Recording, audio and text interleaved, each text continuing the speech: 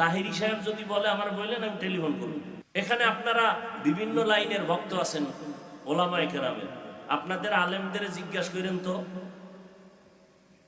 যে হাফিজ ভাই আসছিল এই কথা কইছে, আপনি কি করেন? সে যদি বলে হ্যাঁ আমার বিরুদ্ধে লেখতে, তাহলে আমারে বললেন আমি টেলিফোন করবো আপনার হুজুরের কাছে। আপনারা ইদানিং কালে দেখতেছেন আলেমদের মাঝে একটু দূরত্ব কমতেছে।